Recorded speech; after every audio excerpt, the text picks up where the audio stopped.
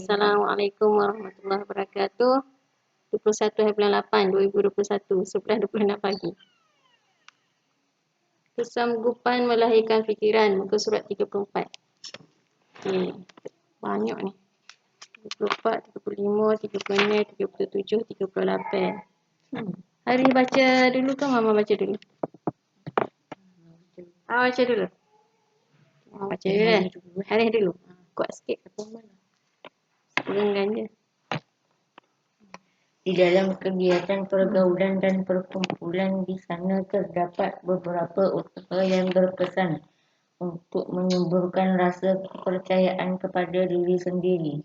Di antaranya ialah kegiatan melahirkan fikiran dan pendapat kepada perkumpulan seperti pidato, bertukar fikiran dan berdebat.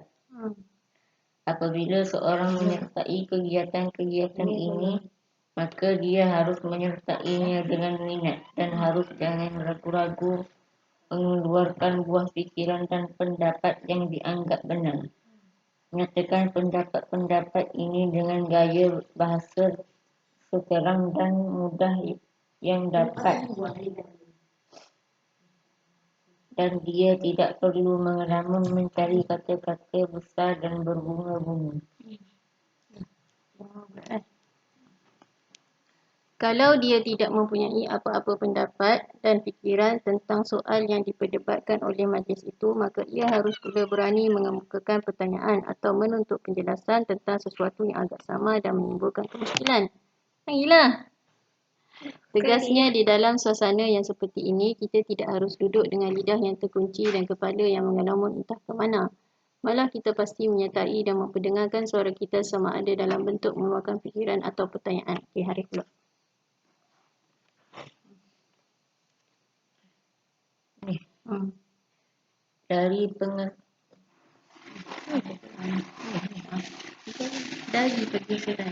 Dari pergeseran pikiran dan perlegaan pendapat inilah rasa kepercayaan kepada diri sendiri mengembang subur dan keinginan menunjukkan kepribadian di tengah perkumpulan bertambah meriah. Tiap-tiap seorang akan mengalami sendiri kemajuan dari perasaan ini setiap kali dia kembali dari majlis itu. Mama pulak sebab di dalam usaha menyertai majlis pembahasan dan berpidato, hendaklah dijauhi sama sekali sikap beletih atau sikap bercakap secara keromo atau sembrono atau bercakap seperti orang sesat yang tidak tahu tujuannya. Setiap fikiran dan pendapat yang akan dikemukakan itu harus dikaji dan disediakan dulu supaya dapat diperbincangkan di hadapan orang lain dengan penuh keyakinan dan kepercayaan. Terima kasih, Harith. Fikiran dan pendapat yang tidak dipelajari dan disusun lebih dahulu seringkali membuat seorang yang sedang bercakap itu lemas, gagap dan terkadang-kadang hanya tidak bertujuan atau mengelamun dengan cemas kerana kehilangan kata-kata yang munasabah. Mereka yang bercakap seperti ini akan kecewa menarik perhatian dan kepercayaan para pendengar dan akan mendedahkan dirinya kepada perasaan bersalah, kecewa dan sangsi kepada kebolehan dan kecekapan dirinya. Alhamdulillah, cepat sikit ni. Panjang ni. Perlu bantuan. Panjang. Untuk menjadi johan-johan di dalam lapangan ini, kita perlu memperkayakan khazanah Janganlah pakai depan pintu, nyogok sikit. Untuk menjadi johan-johan di dalam lapangan ini, kita perlu memperkayakan khazanah kata-kata bahasa dan memperluaskan gaya-gaya pembentangan fikiran dan memperdalamkan ilmu pengetahuan dengan usaha-usaha pembacaan yang luas dan tersusun. Okey, muka surat seterusnya. Nanti dulu. Saya baca satu. Selain dari itu, dalam kehidupan seharian, kita harus bersemangat dengan pendapat-pendapat dan fikiran-fikiran baru yang melintasi dalam otak kita. Ujikan pendapat-pendapat baru ini lebih dalam dengan berpandukan pengalaman-pengalaman yang sudah ada pada kita. Kemudian cuba bentangkannya kepada orang lain untuk pertukaran fikiran. Inilah suatu langkah yang perlu untuk menyuburkan keyakinan kepada fikiran dan pendapat sendiri, dan langkah inilah yang menjadi amalan-amalan orang yang telah berjaya. Pakailah baju. Cepatlah. Baca. Siap mulalah.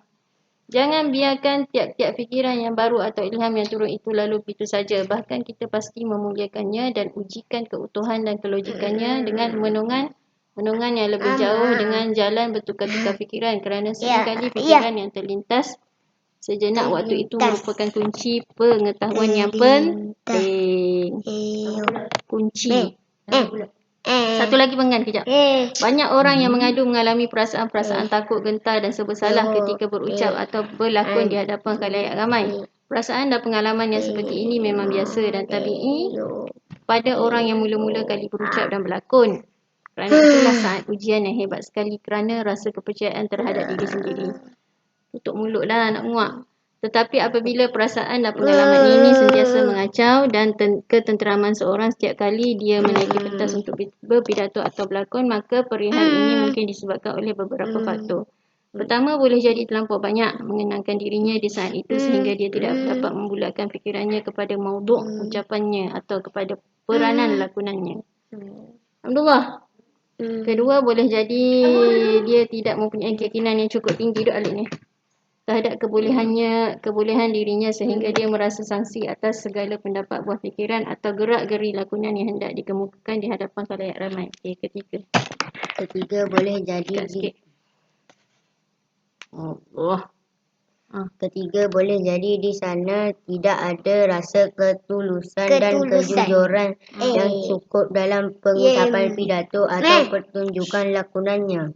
Dia lebih banyak menumpukan perhatiannya kepada mendapat tepuk sorak khalayak dan yang ramai, lebih banyak mengharapkan sanjungan, pujian dan akur dari mereka sehingga menyebabkan ia merasa sangsi. Adakah ucapan dan lakonannya yang akan dilahirkan di tengah ramai itu akan betul lah. Makan ke?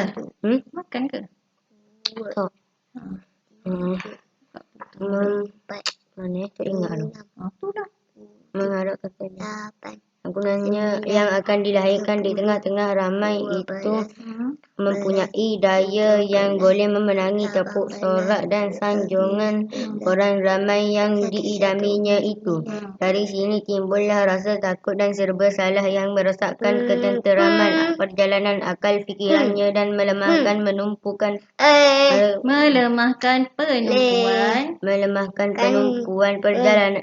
perhatiannya kepada pokok perbicaraan atau peranan lakonannya. Kepada peranan lakonannya dah.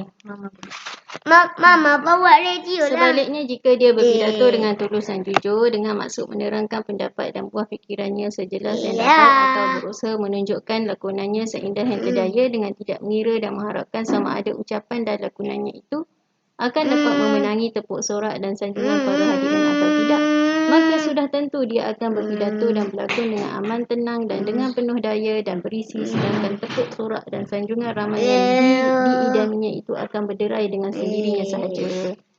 Sikit lagi. Nak baca? Minah baca pula. Bila turun, duduk sini. Tu lagi, sikit lagi. Sikit lagi. Baca. Kuat. Tegasnya. Naik atas ni. Tegasnya untuk jadi seorang ahli pidato dan pelakon yang berjaya, kita harus jujur kepada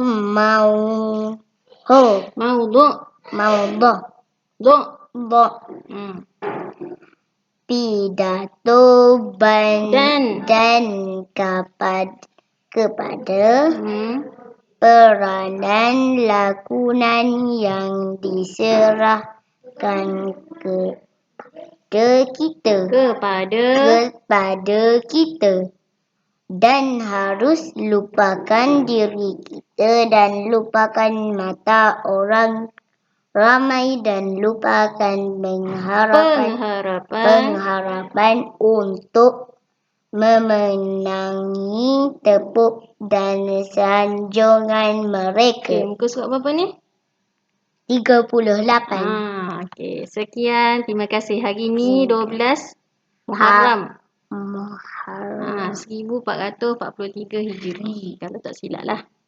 12 kau. Tak silap betul-betul. Dalam komen.